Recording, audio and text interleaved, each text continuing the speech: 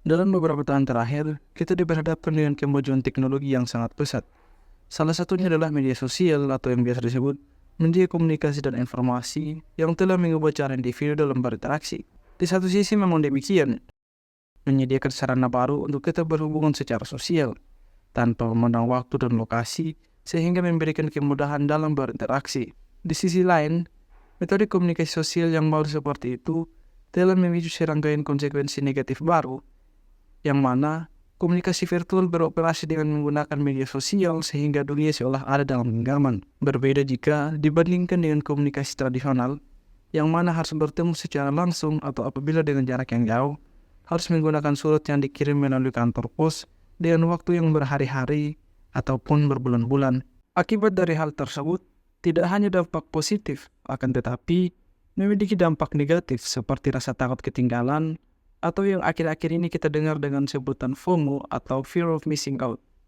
Ini biasanya mengacu pada keasikan pengguna media sosial yang menyebabkan kehilangan peluang saat offline atau tidak dapat terhubung dan berkomunikasi dengan orang lain secara langsung. Sepertinya kita sudah mendekatkan yang jauh, namun menjauhkan yang dekat. Inilah dampak negatif dari FOMO yang dihadapi pengguna media sosial. FOMO adalah tipe utama keterikatan dengan media sosial dan dikaitkan dengan berbagai pengalaman hidup yang negatif dan perasaan seperti kurang tidur, berkurangnya kompetensi hidup, seperti bermalas-malasan, dan tidak punya pendirian serta tujuan yang jelas, berdampak pada ketegangan emosi, dan merambat pada kesejahteraan fisik, serta kecemasan dan kurangnya kontrol emosional. Digitalisasi membuat manusia menghabiskan lebih banyak waktu di lingkungan digital, sehingga yang pada awalnya manusia bergaul secara nyata, bertemu secara langsung, berubah menjadi bentuk sosialisasi yang bersifat maya di media sosial.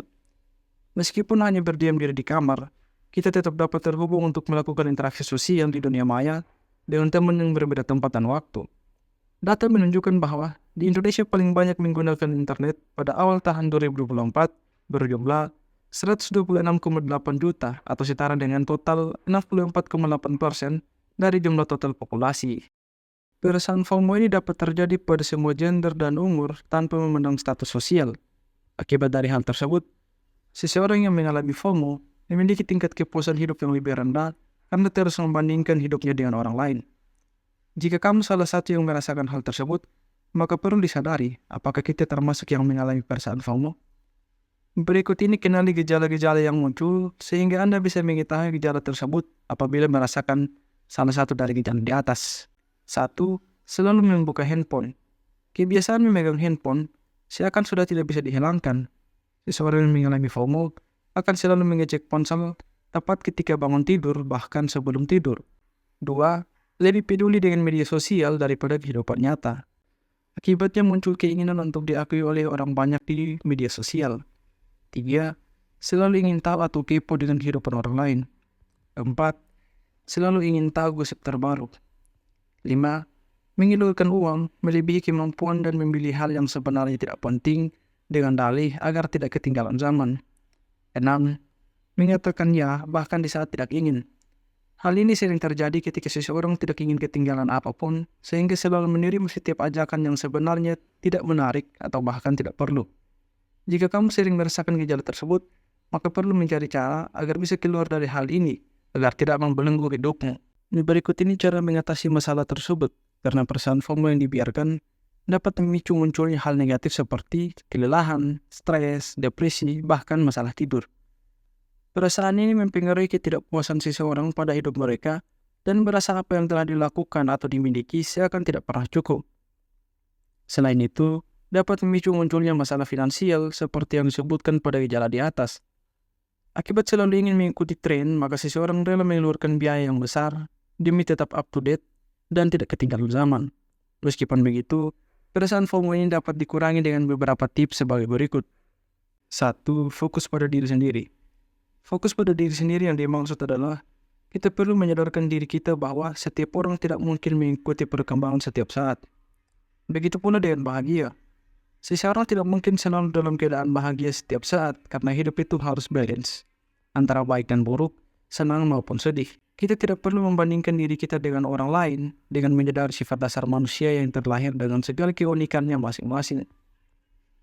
Hal berikut ini adalah membatasi penggunaan media sosial dan handphone seperti yang telah dijelaskan di atas, bahwa salah satu penyebab FOMO dipicu oleh postingan orang lain di media sosial. Oleh karena itu, dengan membatasi diri dengan menggunakan media sosial dapat mengurangi FOMO. 2. Mencari koneksi nyata. Kita adalah makhluk sosial yang sejatinya membutuhkan orang lain. Oleh karena itu, penting untuk menjalin hubungan sosial dengan orang lain secara langsung, sehingga kita sejenak dapat terhindar dari memegang handphone, maka perasaan FOMO akan perlahan hilang dengan sendirinya ketika mengutamakan koneksi nyata. 3. Hargai diri sendiri. Menyadari bahwa banyak hal yang baik dimiliki atau dilakukan dan selalu bersyukur atasnya dapat mengurangi rasa iri dan rasa kurang pada diri. Cobalah fokus pada apa yang sedang dikerjakan saat ini dengan tidak mencari pembuktian dari orang lain. Jadi, jangan menyia-nyiakan hidup dengan merasa tidak pernah cukup. Nikmatilah setiap momentum dan proses yang menunggu di depan Anda, dan berhentilah membandingkan hidup kita dengan orang lain, karena setiap orang punya jalannya masing-masing. 4. Mindfulness. Beberapa strategi yang dapat digunakan untuk menerapkan mindfulness berbasis penerapan mandiri atau self-help ataupun intervensi psikologis. Intervensi mindfulness yang digunakan bermacam-macam, antara lain mindfulness cognitive behavior therapy, mindfulness meditation, and mindfulness-based stress reduction. Intervensi berbasis mindfulness telah digunakan di berbagai masalah psikologis, termasuk suasana hati dan kecemasan, serta gangguan, gejala pasca trauma dan psikotik, penyalahgunaan zat, tindakan bunuh diri, dan impulsif, serta kesulitan dalam membangun hubungan dengan orang lain. Praktik mindfulness dapat dilakukan secara formal, yaitu melalui meditasi atau yoga, serta secara informal dalam aktivitas hari-hari. Tahapan dari praktik yang dimaksud adalah 1. Mindfulness of breathing, kesadaran pada pernapasan, yaitu menyadari pernapasan saat masuk dan keluar dengan duduk tenang. 2. Mindfulness of sensation, atau kesadaran pada sensasi, yaitu menyadari sensasi fisik yang muncul dengan cara memusatkan perhatian pada pengalaman indrawi.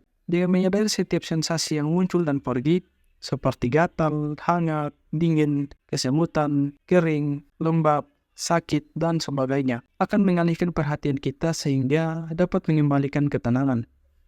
3. Mindfulness of hearing, atau kesadaran pada sesuatu yang didengar, yaitu menyadari suara yang muncul dan hilang. Dalam mendengar, tidak perlu menilai baik atau buruk, namun Anda hanya perlu fokus pada bunyi tersebut. 4.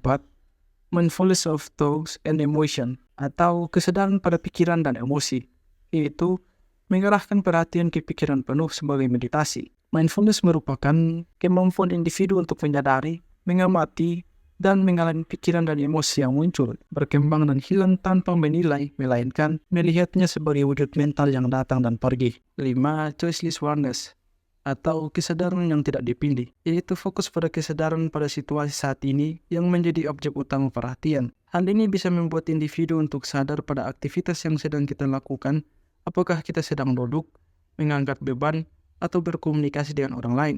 Sedangkan mindfulness praktik informal terbagi menjadi 2 kategori, yaitu aktivitas fisik sederhana seperti bernafas, makan, minum teh, dan berjalan.